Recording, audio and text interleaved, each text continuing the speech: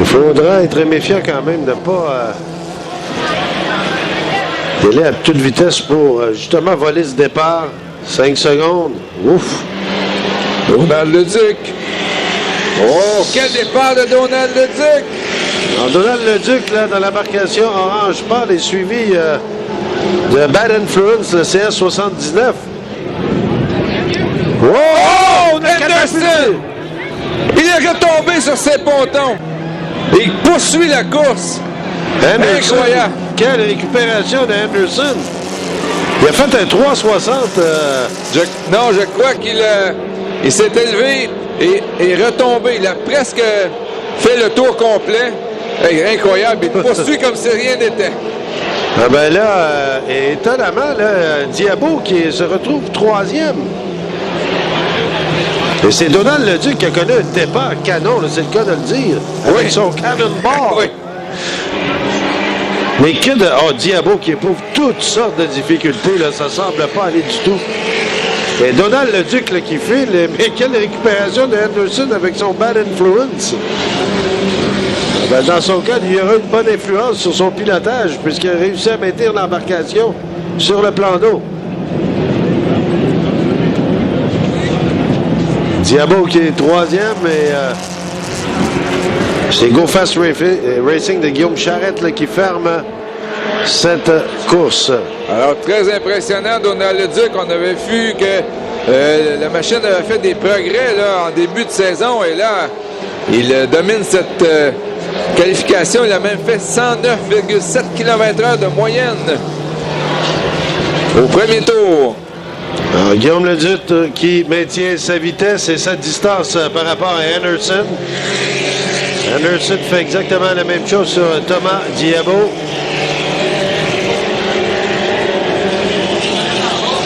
On voit qu'Anderson quand même remonte.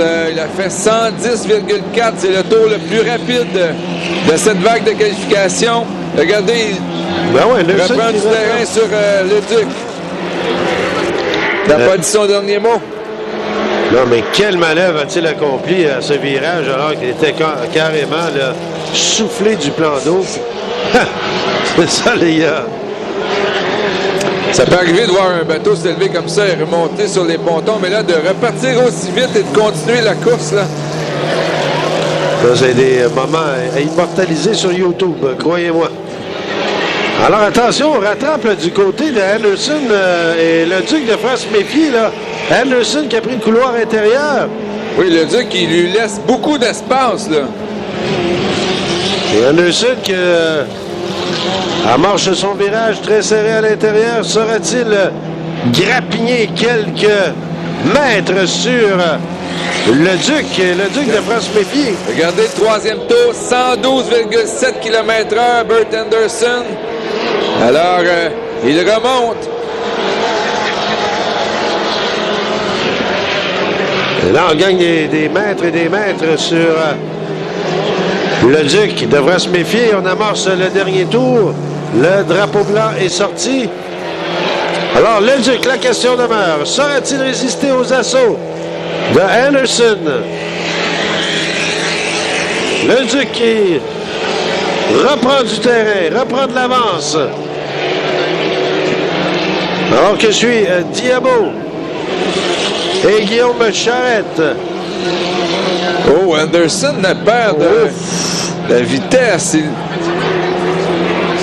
s'est passé quelque chose au niveau mécanique. Ah, sans doute, là, parce que vraiment l'écart s'est creusé. C'est donc dire que le départ canon du cannonball de Donald Leduc a été très payant, celui-ci. Et il a quand même fait, Michel, 111,1 km/h. Donc, lui aussi, il est rapide.